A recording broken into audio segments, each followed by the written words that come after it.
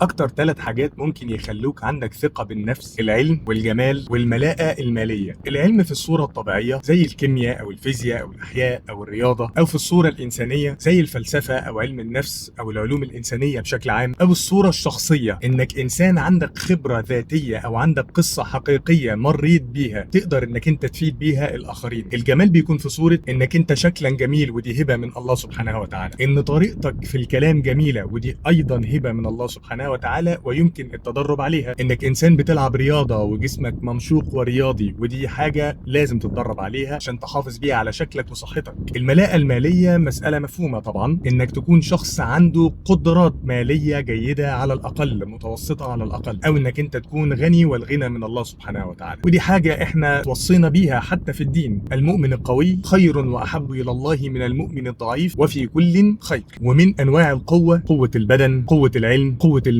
اي نوع من انواع القوه طالما انت وصلت ليه بالحلال فهي نقطه قوه محموده جدا، ممكن تاخد عليها اجر من عند ربنا سبحانه وتعالى في الاخره، وكمان تاخد بيها اجر من الناس في الدنيا. وهو ده اجر الدنيا اللي انا بتكلم عليه: الثقه بالنفس. لا يختلف اتنين على ان الثقه بالنفس هي جزء كبير منها انعكاس لشكلنا قدام الناس وراي الناس فينا، وطبعا طبعا طبعا رؤيتنا لذواتنا. فلو انت حابب ان يكون عندك ثقه بالنفس، حاول انك انت تتمتع بالخواص الثلاثه اللي انا قلت عليهم وبنفس الترتيب. حافظ على العلم، حافظ على الجمال، حافظ على المال. خريطه سهله وسلسه وبسيطه لمن يريد ان يكون واثقا من نفسه. اشوفك دايما على خير. سلام.